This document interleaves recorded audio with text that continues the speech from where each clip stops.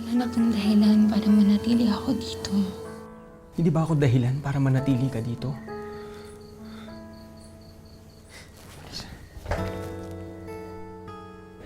Gusto kita, Marisa.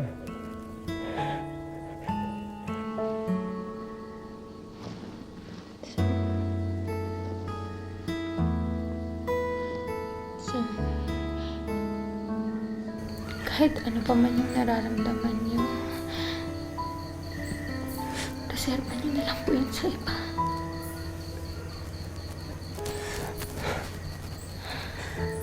Bakit?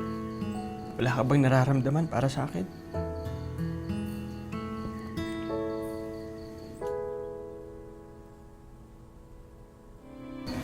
Hindi na po mahalaga yun. Ang importante po sa akin, nabuhay kayo ng normal. Hindi katulad ko. Pasensya na po kayo. Ito po yung tamang gawin. Marisa.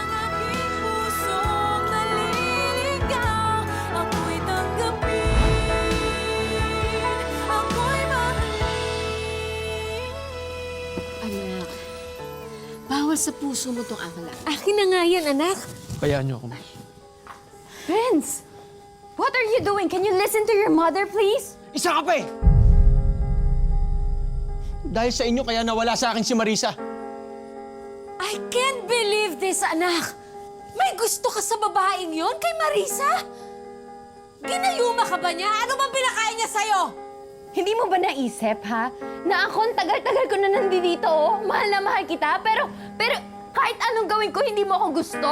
Samantala yung babaeng yon, saglit lang siya nandito. Ano, mahal mo na siya? Ha? Kaya pababayaan mo na kaming dalawa ng mama mo?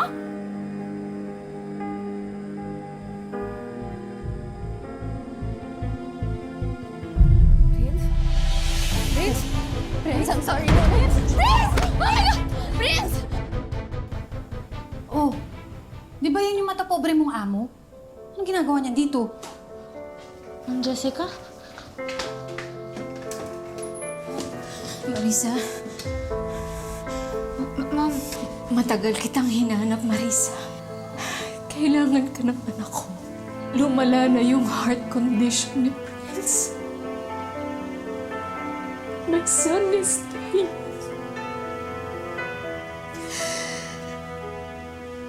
Palagi kanyang hinahanap. Kailangan ka niya, Marisa. Baka kapag nakita ka niya, lumaban pa sa buhay yung anak ko. Is Marisa, nagmamakaawa ko sa'yo. Nagmamakaawa ko sa'yo. Puntahan mo yung anak ko. ate, sandali lang ha. No, nurse, hindi pa patay si Prince. Prince, tumaban ka, Prince. Nurse naman, ikaw mo. Gumawa ka pa ng ibang paraan, please. Mamarating niya si Marisa. Di ba siya yung gusto mo? Di ba siya yung mahal mo? Sige na, mamarating niya siya. Please, ikaw. Lumaban ka ba, please. Okay lang. Si Marisa yung gusto mo. Okay lang ko, sige na.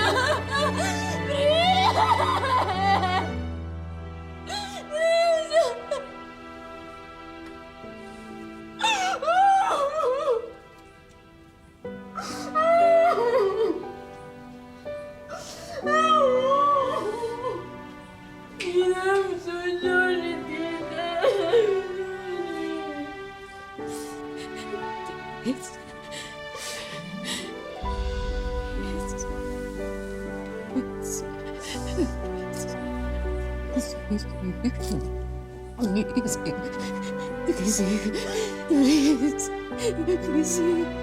Please.